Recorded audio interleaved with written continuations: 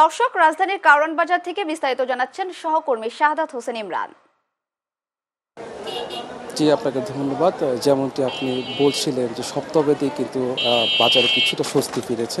আমি এখন অবস্থান করছি রাজধানীর কারওয়ান বাজারে। আমি যদি আপনাদেরকে দেখা যায় যে আপনারা জানেন যে শীতকালীন যে সবজিগুলো যে বাজারে আসতে শুরু করেছে, সেক্ষেত্রে কিন্তু বাজারে কিন্তু সবজির দাম কিন্তু অনেকটাই কিন্তু কমে গিয়েছে। তো প্রতি কেজি ১০ থেকে ৪০ টাকা পর্যন্ত কিন্তু কমেছে। বিক্রেতাদের সাথে আমরা কথা বলেছি, তারা আমাদেরকে জানিয়েছে সবচেয়ে কমেছে শিমের দাম। গত সপ্তাহে যা ১৪০ টাকা বিক্রি হলে এই সপ্তাহে ৮০ টাকা বিক্রি হচ্ছে। এছাড়া চায়না গাজর ৩০ টাকা কমে ১৩০ টাকা, মোটা গোলবেগুন ৭০ টাকা, করলা ৬০ টাকা, কাঁচামরিচ ১২০ টাকা, ঝিঙে ৪০ টাকা, দুন্দুল ৪০ ও ঢেঁড়স ৬০ টাকা কেজিতে বিক্রি হচ্ছে। বিক্রেতারা বলছেন সরবরাহ বাড়লে সবজির দাম আরও কমবে। মাছের বাজার কিছুটা স্বাভাবিক হয়ে প্রতি কেজি মাছে ১০ থেকে ১৫ টাকা কমে বিক্রি হচ্ছে।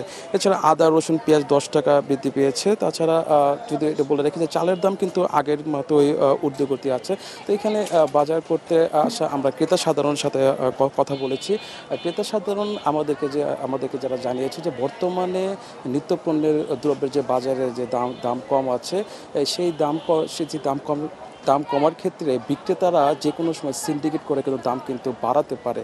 তো সংশ্লিষ্ট দপ্তরকে তারা নিয়মিত বাজার মনিটরিং করার ব্যবস্থার মাধ্যমে এই অবস্থা যেন তারা রাখার আহ্বান তারা সংশ্লিষ্ট দপ্তরকে জানিয়েছেন। এই ছিল রাজধানী কারওয়ান বাজার থেকে আমার কাছে বিস্তারিত।